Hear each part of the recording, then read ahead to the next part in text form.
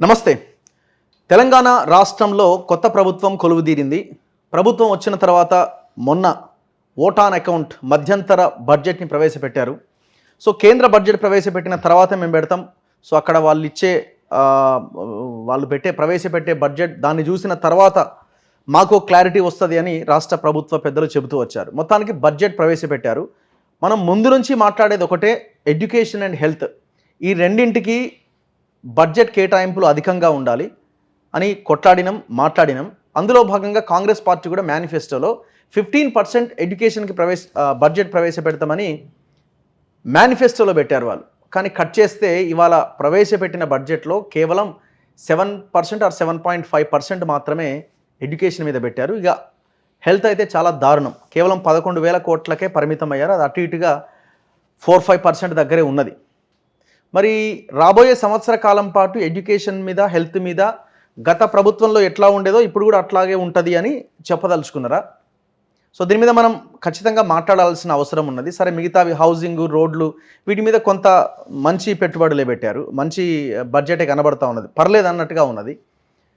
6 guarantees మీద ప్రధానంగా focus చేశారు. ఈ 6 గ్యారంటీసు, రోడ్లు, ఇండ్లు అన్నింటికంటే చాలా కీలకమైంది హెల్త్ అండ్ ఎడ్యుకేషన్. సో, మరి ఆ దిశగా ఎందుకు వీళ్ళు ఆలోచించట్లేదు అన్నది ప్రధానమైన ప్రశ్న. దాంతోపాటు ఇంకా చాలా అంశాలు ఉన్నాయి. ఇప్పుడు అసెంబ్లీలో జరుగుతున్న నీళ్ల పంచాయతీ ఒకటి నడుస్తున్నది. కేసీఆర్ అసెంబ్లీకి వస్తలేడు కానీ చెలో నల్గొండ అంటున్నాడు. సో, వీళ్ళేమో చెలో మేడిగడ్డ అంటున్నారు. అండ్ ఎవరైతే రెరాలో ఆఫీసర్గా పనిచేసిన శివబాలకృష్ణ ఆస్తుల చిట్టా విప్పుతా ఉంటే లింకులు బయటపడతా ఉన్నాయి. అరవింద్ కుమార్ అంటున్నారు. అరవింద్ కుమార్ నుంచి కేటీఆర్ కూడా నోటీసులు వచ్చే అవకాశం ఉందంటున్నారు. ఇవన్నీ మనం ఒకసారి డిస్కస్ చేద్దాం. నా ముందు ఆకునూరు మురళి సార్ ఉన్నారు, ఎస్డిఎఫ్ కన్వీనర్. సార్ నమస్తే. నమస్తే. సో, మేము ప్రతిరోజు లైవ్ చేసేటప్పుడు మీ పుస్తకాలు ఉంటాయి వెనకాల, మార్నింగ్ న్యూస్. సో, మీరు 6 పుస్తకాలు తెలంగాణ సమాజం ముందు పెట్టారు. సో, ప్రతి పార్టీ ముందు పెట్టి రికమెండెడ్ మేనిఫెస్టో అన్నారు. సో, అందులో భాగంగా అన్ని పార్టీలో కొంత కాంగ్రెస్ దాన్ని పరిగణలోకి తీసుకొని మీరు అన్న ఉద్యోగాలు, ఉపాధి ఇవన్నింటి విషయంలో కొంత మీరు పుస్తకాల్లో ఉన్న ఒక 10%, 20% పెట్టారు. అందులో భాగంగా ఎడ్యుకేషన్కి 15% పెట్టారు. సో, మీలాంటి వాళ్ళు ప్రధానంగా కొట్లాడుతున్నది ఎడ్యుకేషన్, హెల్త్ మీద, విద్యా వైద్యం మీద. సో, మొన్న ప్రవేశపెట్టిన బడ్జెట్తో మీరు సాటిస్ఫై అయ్యారా? అంటే ఓవరాల్గా చూసినట్లయితే ఇంతకుముందు అబద్ధాలతో పెట్టిన బడ్జెట్ కంటే ఇప్పుడు రియలిస్టిక్గా పెట్టినటువంటి బడ్జెట్ అనుకుంటే పర్లేదు, ఈజ్ హ్యాపీ. బట్ మేమందరము కొట్లాడేది ఎడ్యుకేషన్, హెల్త్. ఎందుకంటే ఈ రెండింటిని ఎవరు డిమాండ్ చేయరు. ఈ రెండింటికి సంబంధించి ఎక్కువ మంది ప్రజలకి మేలు జరుగుతుంది, సుస్థిర అభివృద్ధికి తోడ్పడుతుంది. సో, ఆ విషయంలో మాత్రం సోషల్ డెమోక్రటిక్ ఫోరం వైపు నుంచి మేము అన్హ్యాపీగా ఉన్నాం చాలా. ఓకే. కాకపోతే మరి పోయిన గవర్నమెంట్తో కంపేర్ చేస్తే సో ఈ గవర్నమెంట్లో కొంచెము బెటర్ ఎడ్యుకేషన్కి అనేది కొంత మేరకి మేము తృప్తి పడాల్సిన అంశం కనబడుతుంది. ఇష్యూ పర్సంటేజ్ కాదు కానీ ఇప్పుడు పోయిన సంవత్సరము మనకి బీఆర్ఎస్ వాళ్ళు 18,816 కోట్లు బడ్జెట్లో పెట్టారు వాళ్ళు. అది దట్ కమ్స్ టు 6.4% వస్తుంది. బట్ ఈసారి 21,389 crores పెట్టడం జరిగింది. ఇట్ కమ్స్ టు 7.8% వస్తుంది మనకి. సో, దీనికి ఒక మంచి పర్యవసనం ఏంటంటే మనకి బిల్డింగ్లు లేని గురుకుల పాఠశాలలు ఏవైతున్నాయో సో వాటికి సంబంధించి కూడా 2,796 కోట్లు పెట్టడం జరిగింది. అది కూడా మనము అది యాక్చువల్ వెల్ఫేర్ బడ్జెట్లో వస్తుంది కానీ బట్ అది కూడా ఇది ఎడ్యుకేషన్కి లింక్డ్ అనుకుంటే, ఎందుకంటే ఇంతకుముందు వాళ్ళకి 0 పెట్టారు. 9 సంవత్సరాల బడ్జెట్ 0నే ఆల్వేస్. సో, దాన్ని ఇప్పుడు 2,796 కోట్లు చేస్తారు కాబట్టి అది యాడ్ చేస్తే మొత్తం విద్యకు సంబంధించి 24,185 కోట్లు, దట్ కమ్స్ టు 8.8% వస్తుంది. Okay. So, to some extent it's okay. దానికంటే చాలా మెరుగే. మీరు ఒక 4% ఎక్స్ట్రా ఇవ్వమన్నారు అనుకుంటా యాక్చువల్గా మీ పుస్తకంలో. నా పుస్తకంలో యాక్చువల్గా మినిమమ్ 12% ఇవ్వమని 12% ఇవ్వమన్నారు. ఓకే. సో 12%కి ఇది 8.8% కొంచెం పర్లేదు. బట్ వచ్చే సంవత్సరం మాత్రం గట్టిగా అడగాల్సిన అవసరం ఉంటుంది గవర్నమెంట్ని. సో, ఇప్పుడు విషయం ఏంటంటే ప్రజలకు మేము ప్రామిస్ చేశాం కదా, ఇప్పుడు 6 గ్యారంటీలు అనేది ఒకటి, తర్వాత ఇక్కడ ఈ ప్రతిపక్ష భూతాలు ఏ చిన్నది 6 గ్యారంటీలో పడ్డారు వీళ్ళు కూడా. సో, ఏ చిన్నది చేయపోయినా కానీ సో ఎత్తి చూపించేసేసి క్రెడిబిలిటీని దెబ్బతీసే ప్రయత్నం కూడా చేస్తున్నారు. కాబట్టి కాంగ్రెస్ గవర్నమెంట్ సహజంగానే చాలా కాన్షియస్ అయిపోయి 6 గ్యారెంటీల మీద ఎక్కువ ఫోకస్ చేస్తున్నారు, దాని మీద ఎక్కువ ఇన్వెస్ట్మెంట్ చేస్తున్నారు. సో అట్లా ఆ ఇన్వెస్ట్మెంట్ చేసేప్పుడు ఆ ఇన్వెస్ట్మెంట్ మంచిదా కాదనేది పక్కన పెడితే అదంతా కూడా వాళ్ళు ప్రామిస్ చేశాం కాబట్టి మేము చేయాలి కదా అంటారు. సో ఇప్పుడు అది చెయ్యాలి కాబట్టి ఆ డబ్బు ఎక్కువ అక్కడ అవసరం పోతుంది కాబట్టి ఈ మిగతా ఎక్కడ కట్ చేయాలి అన్నప్పుడు ఈ లిబరల్గా ఎడ్యుకేషన్కి హెల్త్కి పెట్టలేకపోవడం అనేది జరుగుతుంది, క్లియర్గా మనకు కనబడుతుంది ఇది. సో ఇన్ఫ్యాక్ట్ పాత గవర్నమెంట్ అంత పెట్టినా కానీ ఉదాహరణకి మన ఊరు మనబడి అని దానికి 7,279 కోట్లు 89 కోట్లు పెట్టి తిప్పి కొడితే 400 కోట్లు ఖర్చు పెట్టలే 2.5 సంవత్సరాల్లో. సో ఇది చూడాలి మనం, కాంగ్రెస్ గవర్నమెంట్ చూడాలి వీళ్ళు పెట్టిన దాన్ని ఖర్చు పెడతారా లేదనేది. వాళ్ళైతే పెట్టింది కూడా వాళ్ళు ఖర్చు పెట్టలే, వాళ్ళు చెప్పింది ఖర్చు పెట్టలే కదా అసలు. చెప్పింది దానికి దళిత బంధు 2022-23లో 17,000 కోట్ల 17,560 కోట్లు పెట్టి ₹1 ఖర్చు పెట్టలే, జీరో. అట్లాగే 3 సంవత్సరాలు బీసీలకు సంబంధించి సో దగ్గర 8,500 కోట్లు పెట్టి ₹1 కూడా ఖర్చు పెట్టలే వాళ్ళు. సో అట్లా చాలా చాలా విషయాల్లో. అట్లాగే మనకి డబుల్ బెడ్రూమ్లు దగ్గర మేము మొత్తం రాష్ట్రం అంతా కడతామని చెప్పి ఒక 2.5 లక్షలు శాంక్షన్ చేసి 1,00,000 కట్టి 40,000 మాత్రమే కేటాయించి, సో అవన్నీ మనకు కనబడ్డాయి అవన్నీ కూడా. సో అంత అబద్ధాలు డెఫినెట్గా వీళ్ళు అడగపోవచ్చు కానీ బట్ మనకి ఆ వాటితో కంపేర్ చేసుకుంటే కొంచెం ఆశాగజనకం ఉంది. ముఖ్యంగా ఇండ్లు, ఇందిరమ్మ ఇండ్లు. ఇక్కడ హెల్త్ చాలా దారుణంగా హెల్త్, అవును హెల్త్ చాలా రిక్వైర్మెంట్స్ ఉన్నవి. సో హెల్త్ వల్ల ఎన్ని కోట్ల మంది సఫర్ అవుతున్నారు, లక్షల మంది సఫర్ అవుతుంటారు కదా. హెల్త్ మీద బడ్జెట్ పెంచాల్సిన అవసరం చాలా కనబడుతుంది. హెల్త్ మీద, ఎడ్యుకేషన్ మీద కూడా. ఇప్పుడు ఎడ్యుకేషన్లో మనము మరుగుదొడ్లు లేని బడులు దేశం మొత్తంలో అత్యధికంగా ఇక్కడే ఉన్నాయని, సో అట్లాగే మనకి ఇవన్నీ మనమే కదా చెప్పింది, సింగిల్ క్లాస్ రూమ్ మీలాంటి వాళ్ళు బడి నిద్ర 7,000 ఉన్నాయని, సో సింగిల్ టీచర్ స్కూళ్ళు అదొక 7,000 ఉన్నాయని, ఇవన్నీ కూడా చాలా మైనస్. ఇందులో ఈ 20,000 24,000లో 21,000లో ఎంప్లాయీ శాలరీసే సగం పోతాయి, 12,000 కోట్ల వరకు పోతాయి సుమారు. అంటే ఆల్మోస్ట్ ఎంత 10,000 కోట్లు మిగులుతాయేమో.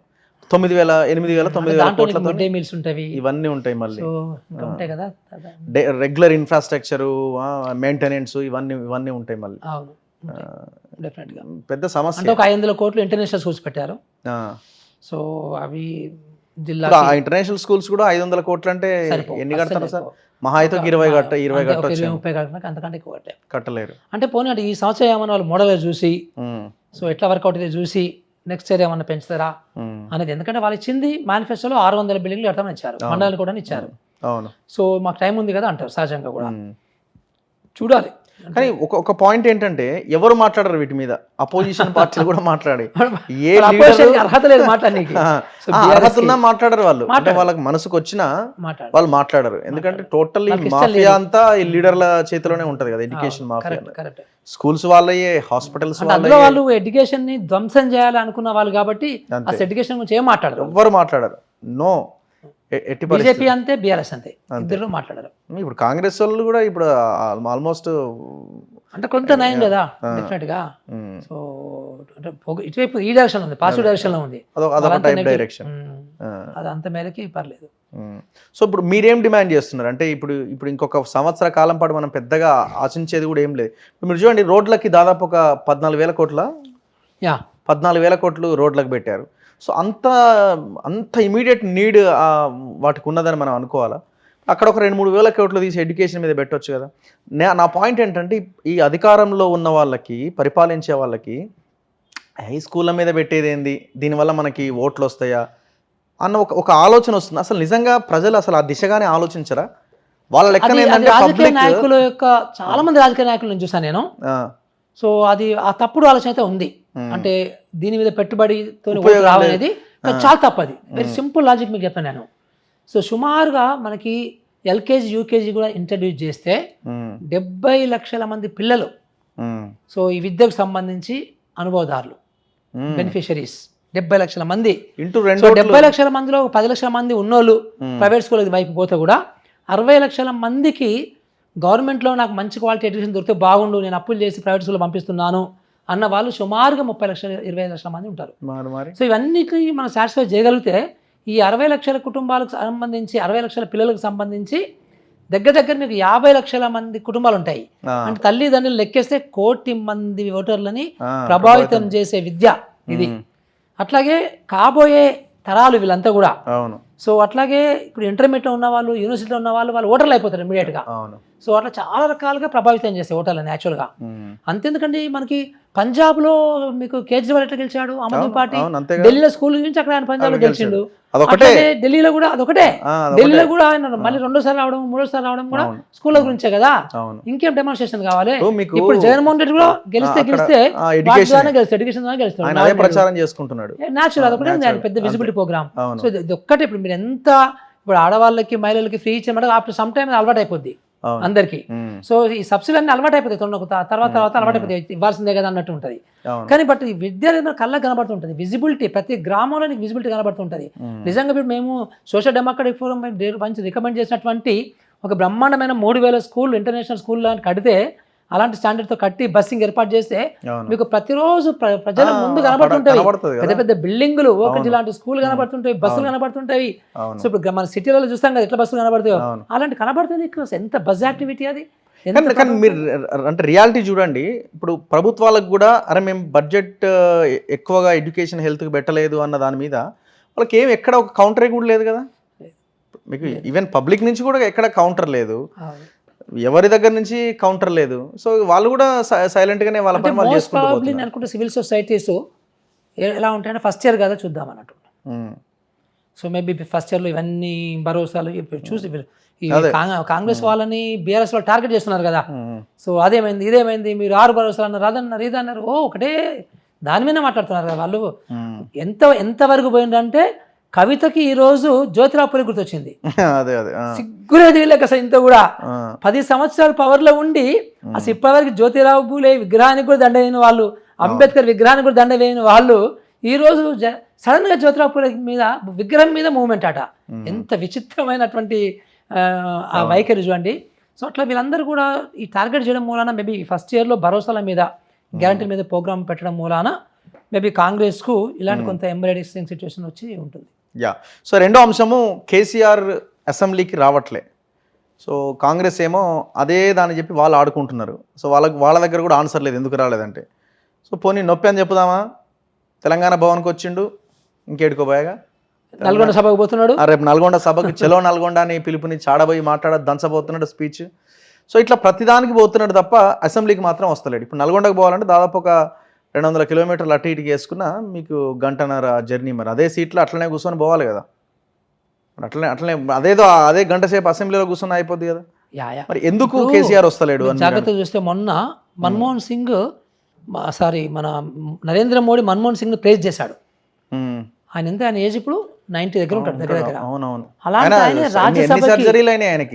రాజ్యసభకి వీల్ చైర్లో వచ్చిండు. వీల్ చైర్లో వచ్చి ఆయన అపోజిషన్, ఆయన రాకపోయినా ఏం ఫరక్ పడదు. బట్ ఒక రెస్పాన్సిబిలిటీ ఎంపీగా, ఒక ప్రజాప్రతినిధిలాగా, ఎక్స్ ప్రైమ్ మినిస్టర్ 2 దఫాలు 10 సంవత్సరాలు ప్రైమ్ మినిస్టర్ చేసిన వాడు, ఒక గొప్ప రాజనీతిజ్ఞుడు, ఒక గొప్ప ఆర్థిక శాస్త్రవేత్త, ఆయన సీవీ చూస్తే భలే ఉంటుందండి. అలాంటి వాళ్ళు వీల్ చైర్లో పార్లమెంట్ పోతాడు. ఈయనకి 4 కిలోమీటర్ల దూరము రాలేడు. అంటే ఏంటంటే ఒక గర్వము, ఒక ఈగో, ఒక అహంకారము. నేను ఓడిపోయినా, నేను కేసీఆర్ని, నేనెందుకు రావాలి ఆ సభలోకి. అప్పుడు జయలలిత ప్రామిస్ చేసింది కదా, నేను కూర్చునే ప్లేస్ లో నువ్వు కూర్చుంటావు. అది ఓర్చలేడు అనమాట, భరించలేనంత అహంకారం ఉంది కాబట్టి పోలేదు. Very simple logic. ఇంకా వేరే ఏముంటుంది, లేకపోతే ఇంకా వేరే రీజన్ ఏముంటుంది, రీజనే ఉండదు కదా ఇంకా దానికి. సో అంటే ఈ అహంకారంతోనే ఓడిపోయింది ఆయన, చాలా క్లియర్గా. అహంకారాలు, అబద్ధాలు, అవినీతి, ఈ 3 ఓడించినాయి ఆయన్ని. సో గతంలో మీరు ఈటల గెలిచినప్పుడు కూడా సేమ్ సిచ్యువేషన్. ఈటలను అసెంబ్లీకి అడుగు పెట్టనివ్వకుండా ఆయన అసెంబ్లీ సీట్ నుంచి లేవకముందే అందరినీ సస్పెండ్ చేసేసిండు. అంటే ఇంకా అసెంబ్లీలో మీరు అడుగు పెట్టొద్దండి, మీ మొహం నేను చూడలేను అని. ఇంట్రెస్టింగ్ ఉండేదేమో ఒకవేళ వచ్చి ఉంటే, కానీ ఏం ఫేస్ చేయగలడు అంటే ప్రతిదానికి ఆన్సర్ చెప్పాల్సి వస్తుంది. అంటే అంత కమిట్మెంట్ లేదు కదా మనిషికి.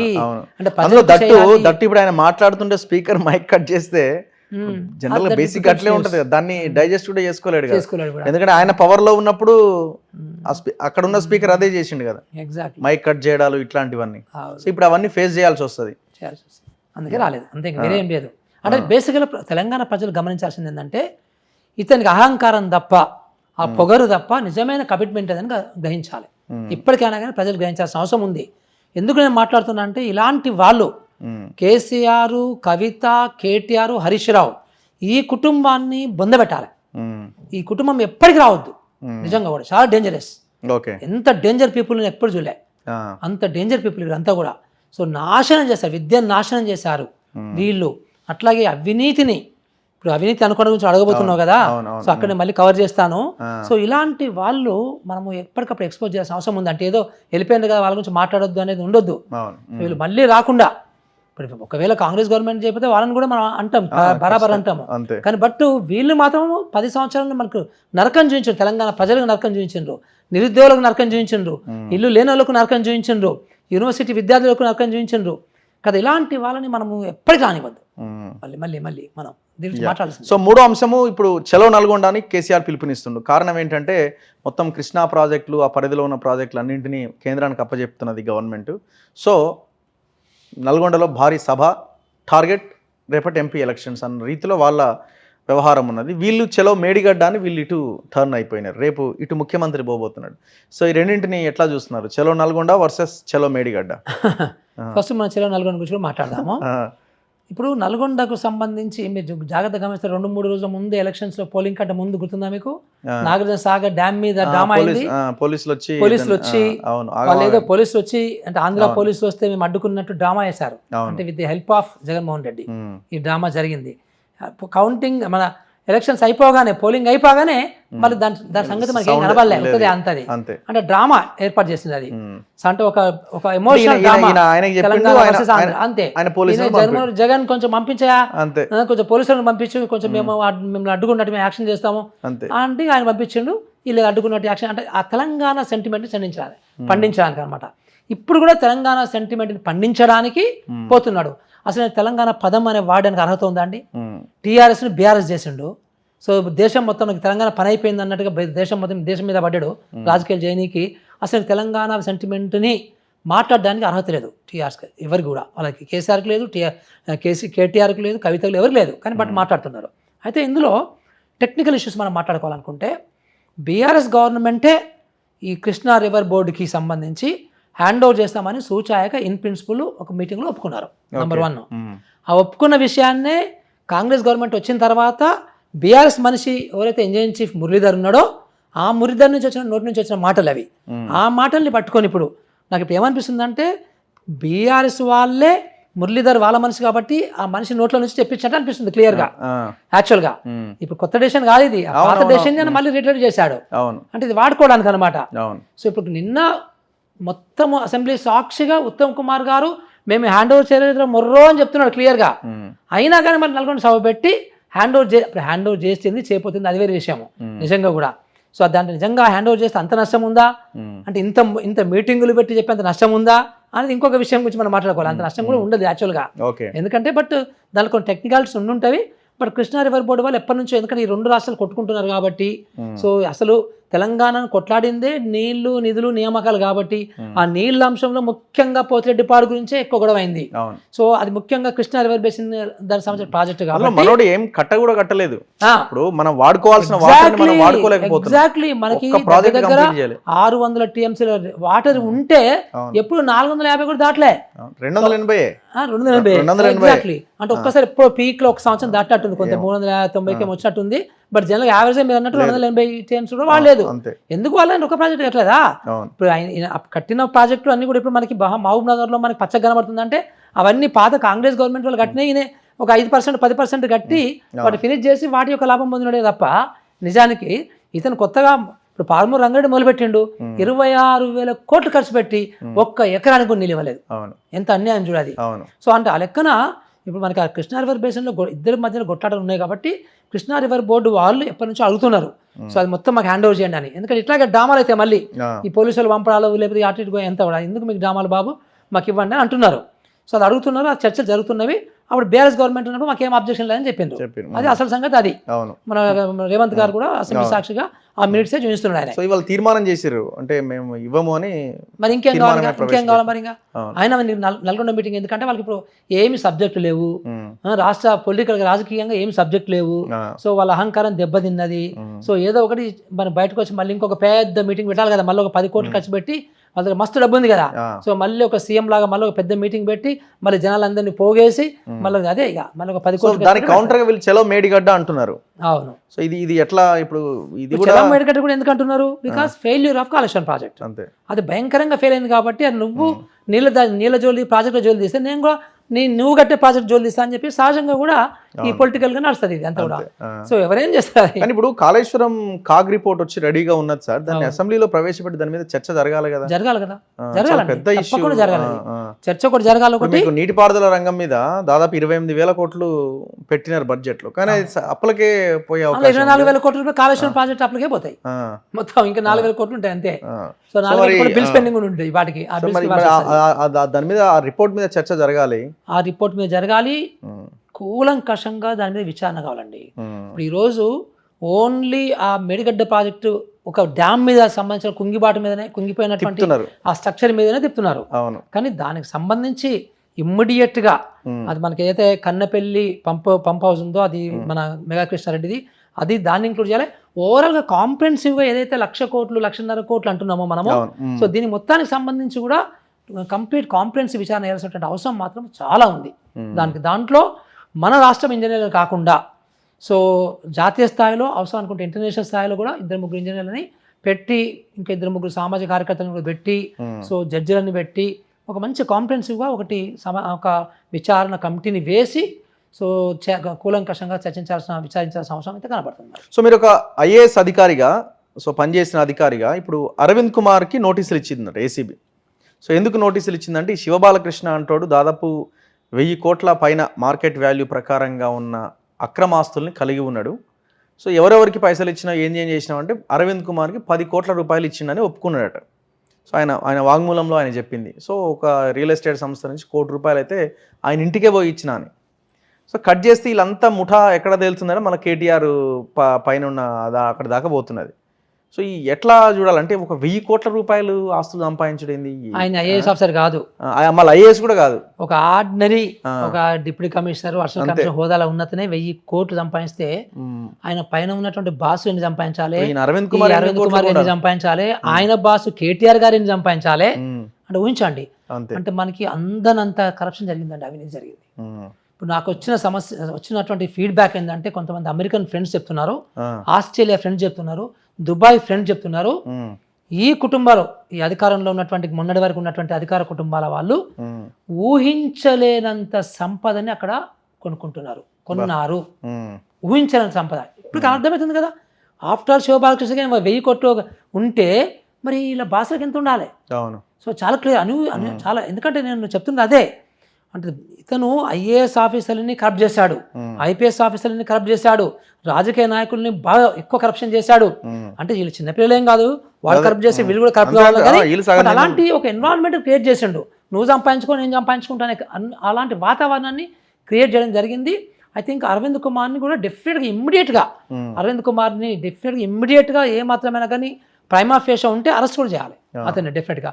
తర్వాత నేను అదే చెప్తున్నాను, ఈ ల్యాండ్ ట్రాన్సాక్షన్స్లో ఇన్వాల్వ్ అయినటువంటి, సో ముఖ్యంగా ఈ రేరాకు సంబంధించి రియల్ ఎస్టేట్కి సంబంధించి ఇన్వాల్వ్ అయినటువంటి ఐఏఎస్ ఆఫీసర్ల మీద కంపల్సరీ డీటెయిల్డ్ ఎంక్వైరీ అర్జెంట్గా వేయాలి. వేసి వాళ్ళు దొరికితే మాత్రం దొరుకుతారు గ్యారెంటీగా, మై 100% ఫీలింగ్ దొరుకుతారు. దొరికితే దొరికినట్టుగా డిస్మిస్ చేయాలి, ఉత్తగా సస్పెండ్ చేసే సమస్య కాదు, డిస్మిస్ చేయాలి, జైల్లో పెట్టాలి. 100 కోట్లు సంపాదించుకొని ఎంత ఉంటుందబ్బా, తిప్పి కొడితే రిటైర్మెంట్ అయినప్పుడు 1 కోటి రూపాయలు వస్తాయి అంతే. 1 కోటి రూపాయలు నథింగ్, తెలుసా మీకు? వీళ్ళంతా చాలా కోట్లు. ఈ బినామీ ఆస్తులు కూడా కొన్ని దొరికినవి ఇట్లా ఉంటాయి, కొన్ని తక్కువ రేటు రేపు ఫారెన్ రూల్స్ ఎంత ఈజీ అయిపోయినాయి అంటే, ఉదాహరణకి అమెరికా వాళ్ళు ఏంటంటే ఒక $1 మిలియన్ కంటే ఎక్కువ పెట్టుబడి పెడితే సో డైరెక్ట్ గా ఐ థింక్ దే ఇన్వైట్, నువ్వు సిటిజన్ కావాల్సిన అవసరం లేదు, మొత్తం మనం కేటీఆర్ పోయి కొనుక్కోవచ్చు అక్కడ. నేను చెప్తే ఇది కానీ బట్ మన అందరూ తెలుసు ఎందుకని ఊరుకోపోతారు అమెరికాకి. సో అట్లా అది చాలా సులభతరం అయిపోయినాయి. సో మొత్తం వెస్టర్న్ నేషన్స్ అన్ని కూడా ఇన్వెస్ట్మెంట్కి మీకు తివాచపరుస్తాయి. సో దానికి ఒక ప్రొసీజర్ కూడా ఏర్పడిపోయింది.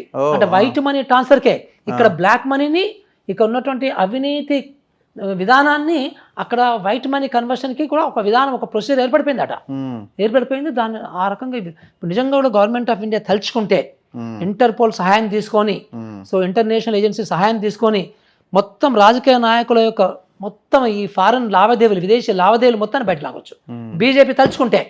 బీజేపీ మేమంతా ఓ పెద్ద ఇది అని అంటారు కదా వీళ్ళు, నిజంగా తలుచుకుంటే మరి ఇలాంటి దొంగ రాజకీయ నాయకులు బోల్డ్ మంది ఉన్నారు దేశంలో.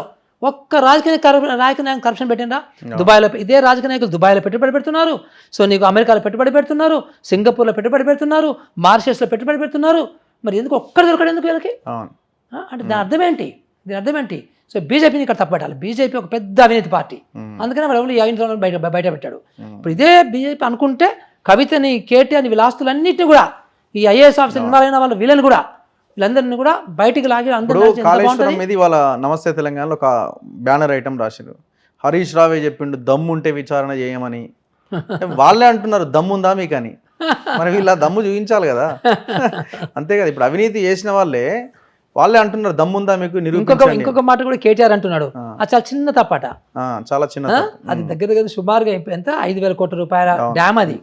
సో అది మూల డ్యామ్ అది, అంటే మొత్తం కాళేశ్వరం ప్రాజెక్ట్. ఇప్పుడేమంటున్నారు, అది ఒక్కటే కదా అయ్యింది, అది ఒక్కదానికి ఎగ్జాక్ట్లీ. ఇప్పుడు అంటే దాంట్లో 2-3 కంక్లూజన్స్ మనకు వస్తాయి. ఒక్క బ్లాక్ కుంగింది, same foundations, same material, same design, అంతే, మిగతా కుంగమని గ్యారెంటీ ఇస్తావా? నంబర్ 1. నంబర్ 2, ఇప్పుడు ఒక కుంగిపోయింది, కుంగిపోవడం మూలాన నువ్వు అది మొత్తం డిస్మాంటిల్ చేయాలి. ఆ డిస్మాంటిల్ చేయాలనేదే ఇప్పుడు డైమండ్ కట్టింగ్ డిస్మాంటిల్ చేయాలంటే చాలా స్లో ప్రాసెస్ అది. సో అది చేయడానికి నీకు దగ్గర సంవత్సరం పడుతుంది, అది మళ్ళీ కట్టడానికి ఇంకో 2 సంవత్సరాలు పడుతుంది, 2 సీజన్లు పడుతుంది. మరి 3 సంవత్సరాలకి మొత్తం నువ్వు కట్టినటువంటి 1,00,000 కోట్లు ఖర్చు పెట్టినటువంటి ప్రాజెక్టు ఆగిపోద్ది కదా. అంటే అది చిన్న పొరపాట, అది చిన్న పొరపాట. ఇప్పుడు వీళ్ళందరూ రాజకీయ నాయకులు ఏంటంటే, ఇప్పుడు హరీష్ రావు ఏంటంటే చాలా సేమ్ వాళ్ళ మామ దగ్గర నుంచి నేర్చుకున్నారు కదా మరాఠీ అనేది. సో అంటే ఎట్లాగూ చేస్తారు మనకు తెలియదు, ఎందుకంటే కాంట్రాక్టర్ చూసుకుంటారు, ఎందుకంటే కాంట్రాక్ట్ కూడా ఇరికిపోతారు కదా అందులో. సో కాంట్రాక్టర్ చూసుకుంటారులే అన్నట్టుగా ఈ డాంబికాలు కలుపుతున్నాడు ఈయన. సో ఆయన చిన్న తప్పు అంటాడు, ఈయనేమో దమ్ముంటే అంటాడు. ఇవన్నీ కూడా కాళేశ్వరం అనేది కాంప్రెహెన్సివ్గా పెద్ద ప్రాజెక్టు, అది ఒక భయంకరమైన తప్పిదం, చారిత్రాత్మక తప్పిదం. అది నిజంగా కూడా దాన్ని జాగ్రత్తగా డీల్ చేసి, జాగ్రత్తగా దాన్ని కేసును డీల్ చేసి కోర్టు వరకు తీసుకెళ్ళగలిగితే Harish Rao as irrigation minister, KCR ఒక ముఖ్యమంత్రి, ఎక్స్ ముఖ్యమంత్రి, ఆ ఈఎన్సీలు ఎవరైతే ఉన్నారో వాళ్ళు అందరు కూడా జైల్లో కూర్చోవాలి. అంతే. సో అంత ఆ ప్రాజెక్టులో ఉన్నటువంటి అవినీతి అంత ఉంది. అవినీతి, లెక్కలేనితనము, ఒక అసమర్థత, ఒక అబద్ధాలు అన్నీ కలిపితే. సో ఇంకొక ప్రధానమైన అంశం, కవిత ఈ మధ్య చాలా యాక్టివ్గా మాట్లాడుతున్నారు. ఆవిడ పూలే ఇష్యూ ఒకటి తెర మీదకి తీసుకొస్తున్నారు. అసెంబ్లీలో పూలే విగ్రహం పెట్టాలి, 10 సంవత్సరాలుగా అడగలేదు కానీ ఇప్పుడు అడుగుతున్నా, ఇప్పుడు డిమాండ్ చేస్తున్నా అంటున్నారు ఆమె. సో రెండోది, ఈ మధ్య టీఎస్పీఎస్సీ చైర్మన్ మహేందర్ రెడ్డి మీద ఎంక్వైరీ చేయాలి, ఆయన మీద అవినీతి ఆరోపణలు ఉన్నాయి, సో ఆయన మీద ఎంక్వైరీ చేయాలనేది ఆమె డిమాండ్స్. అంటే వీళ్ళు ఇప్పుడు మహేందర్ రెడ్డి డీజీపీకి అపాయింట్ చేసింది వీళ్ళే. 4.5 years ఆయనే ఉన్నాడు. హైదరాబాద్ పోలీస్ కమిషనర్ గా ఆయన్నే కేసీఆర్ పెట్టిండు. అంటే 9.5 సంవత్సరాలు మీరు ఆయనతోని మీరు పని తీసుకున్నారు, మీరు ఆయన్ని సపోర్ట్ చేశారు. అవును. ఇప్పుడు ఈరోజు మీరే అంటే దానికి శాంక్టమ్ ఎట్లా ఉంటుంది? దానికి ఒకటి ఉండాలి కదా, ఒక నిజాయితీ ఉండాలి కదా మీకు కూడా మాట్లాడడానికి. అంటే ఏదో ఒక ఆయన అంటుంటాడు, మన కేటీఆర్కి ఒక చాలా ఫేమస్ ఫ్రేజింగ్ ఒక కథ ఏంటంటే, బట్ట కాల్సి మీదేశాడు. అంటే ఇప్పుడు మీరు కూడా ఆ బట్ట కాల్సి మీదేసే రకం ఇది. దీనికి సంబంధించి ఇప్పుడు నేను ఆయన దాని గురించి మనం కామెంట్ చేయద్దు ఇప్పుడు, ఎందుకంటే ఇప్పుడు నిష్ణాతకంగా ఒక చాలా కమిట్మెంట్తోని ఇప్పుడు మనకి ఆ 2 లక్షల రిక్రూట్మెంట్స్ చేయాల్సిన అవసరం ఉంటుంది. సో పబ్లిక్ సర్వీస్ కమిషన్ డెఫినెట్గా ఆ భయంతో, పాత భయాలతో చాలా ఒళ్ళు దగ్గర పెట్టుకొని అందరు కలిసి చేస్తారు కూడా, చేయాల్సి వస్తుంది, చేస్తారు కూడా. ఎందుకంటే ఈసారి అటు ఇటు అయితే ఇంకా చంపుతారు. ఎగ్జాక్ట్లీ, నేను అంతా అనుకున్నా కానీ రాళ్ళు కొట్టి చంపుతారు, రాళ్ళతో కొట్టి చంపుతారు కదా. సో అందుకని ఈసారి జరగకపోవచ్చు అట్లా ఏం కూడా. కానీ బట్ వీళ్ళు ఈ బట్ట కాల్సి మీదేసే రకంగా, సో వాళ్ళ మనిషినే అంటున్నారు అది. సో ఇప్పుడు ఈజ్ నౌ చైర్మన్, అంతే అయిపోయింది, అపాయింట్మెంట్ అయింది కాబట్టి I think we should not comment. పిల్లల్ని అనవసరంగా మనం పక్కదో పట్టేయద్దు. సో డెఫినెట్ కానీ బట్ మనం అందరం చూడాలి ఏమవుతుందండి, అది మాత్రం ఇంపార్టెంట్. సో ఈ పూలే విగ్రహం మీద ఏం చెప్తారు? పూలే అది పెద్ద జోక్ అండి. కవితకు పూలే మీద కానీ అంబేద్కర్ మీద కానీ ఒక్క మాట అనడానికి కూడా, అసలు ఆ పేరు తీయడానికి కూడా అర్హత లేదు ఆమెకి. ఎందుకంటే కవిత చాలా మోస్ట్ కరప్ట్ పర్సన్ అండి, మొత్తం నాకు తెలిసి మాత్రం ఆమె. సో తర్వాత మా ఆమె కూడా మాయల మరాఠీ. సో ఇప్పుడు అర్జెంట్గా ఒక ఇష్యూ, ఏదో ఒక ఇష్యూ కావాలి కదా. అంతే. అంతకుముందు బతుకమ్మ ఇష్యూతోని సో తెలంగాణలో బాగా డబ్బు సంపాదించుకుంది. అవును. బతుకమ్మను ముందు పెట్టి మొత్తం సినిమా ఇండస్ట్రీతో ఆడుకుంది. సింగరేన్తో తర్వాత సింగరేన్తో ఆడుకుంది. కానీ ఇప్పుడు ఈ దందాలు చేసిన వాళ్ళు పూలే విగ్రహం గురించి అడగడం variety ఉన్నది. జోక్ కదా. అందులో సో లిక్కర్ అంటే పూలే విద్యకు సంబంధించిన మనిషి ఆయన. మనిషి ఆయన. ఆయన భార్యను కూడా చదివిపించుకొని టీచర్ని తయారు చేసి వాళ్ళిద్దరి మీద అప్పుడున్నటువంటి వాళ్ళు ఛాందసవాదులు రాళ్ళు పెండ వేస్తే కూడా తుడుచుకొని ఇంక రెండో చీర సంచులు పెట్టుకొని మళ్ళీ ఆ పెండ మీద పెట్టక స్కూల్కి పోయి అది కడుక్కొని మళ్ళీ చీర మార్చుకొని పిల్లలకు చదువు చెప్పినటువంటి ఆ దంపతులని వాళ్ళ గురించి మాట్లాడేంత అర్హత వీళ్ళకి ఉందా? First thing. 9.5 సంవత్సరాలు మళ్ళీ ఈయన భాషనే మాట్లాడదాం. గుర్రం పళ్ళు తోమినరా మీరు, గాడిదలు కాసినరా మీరు, అప్పుడు ఎందుకు పెట్టలేదు మీరు? పూలే విగ్రహం పెట్టడం పెద్ద విషయం కాదు, పెట్టేసి పెడితే పెద్ద విషయం కానే కదా అది. కానీ దాని మీద నువ్వు ఒక యాజిటేషన్ తీయాలని, దాని మీద నువ్వు ఒక మూమెంట్ తీయాలని అనుకోవడం మూర్ఖత్వం. ఎందుకంటే మీకు ఈయనకేమో ఇప్పుడు నల్గొండ మీటింగ్ దొరికింది, ఈమెకేమో పూలే విగ్రహం దొరికింది. సో పూలే విగ్రహం దొరుకుతుంది మేనిఫెస్టో రాసిందా? పూలే విగ్రహం పెడితే మంచిదే, ఒక్క దగ్గర కాదు 100 చోట్ల పెట్టాలి, ప్రతి గ్రామం పెట్టాలి. So that should be the demand. ఒక విగ్రహం కాదు, ఆమె ఇంకా డిమాండ్ చేయడం కూడా శాతకాలం చూడలే. సో ఎట్లాంటి డిమాండ్ ఉండాలి? ప్రతి మండల హెడ్ క్వార్టర్స్ పెట్టమని చెప్పి డిమాండ్ ఉండాలి. 600 మండలాల్లో 600 విగ్రహాలు పెట్టాలి. అట్లాగే 13 యూనివర్సిటీలలో 13 విగ్రహాలు పెట్టాలి. సో అట్లాగే 140 మున్సిపాలిటీస్లలో పెట్టాలి. ఇట్లాంటి చేయాలి కానీ, డిమాండ్ చేయాలి కానీ ఒక్క విగ్రహం గురించి డిమాండ్ చేసుకుంటూ ఏదో బీసీల ఓట్లు కొడదామని లెక్క ఆమెకి. జ్యోతిరావు పూలే అనే గొప్ప వ్యక్తి, మహాత్మా ఆయన. నిజంగా బీజేపీ వాళ్ళకి సిగ్గుంటే భారతరత్న వాళ్ళకి ఇవ్వాలి యాక్చువల్గా. పోస్టుమస్ అంబేద్కర్ గారికి ఎట్లా చనిపోయినాక ఇచ్చారో సో వీళ్ళకి కూడా ఇవ్వాల్సినటువంటి అవసరం ఎక్కువ ఉంటుంది. వాళ్ళు రియమైనటువంటి రత్నాలు, గ్రేట్ పీపుల్ వాళ్ళు. సో దానికి సంబంధించిన రాజకీయం చేస్తుంది ఈమెకి రాజకీయం మాట్లాడడానికి కూడా, ఆయన పేరు ఎత్తడానికి కూడా అర్థలేదు. So anyway, thank you very much sir. Thank you very much. So ఇవి ఈ మధ్య కాలంలో జరిగిన పరిణామాలు, సిచ్యువేషన్స్ అండ్ పొలిటికల్ ఈక్వేషన్స్ పైన, ముఖ్యంగా బడ్జెట్ మీద మనం మాట్లాడినాం. ఎడ్యుకేషన్ అండ్ హెల్త్ మీద ఎక్కువ కేటాయింపులు జరపాల్సిన అవసరం ఉన్నది. సో ఈ సంవత్సరం ఈ రకంగా గడుస్తున్నది. సో వచ్చే సంవత్సరం నాటికైనా మీరన్న 15 to 20% బడ్జెట్ అలొకేషన్ ఎడ్యుకేషన్ మీద పెట్టాలి. హెల్త్ మీద బడ్జెట్ ఇంకా భారీ స్థాయిలో పెంచాల్సిన అవసరం ఉన్నది. చూస్తూనే ఉండండి మన తొలి వెలుగు.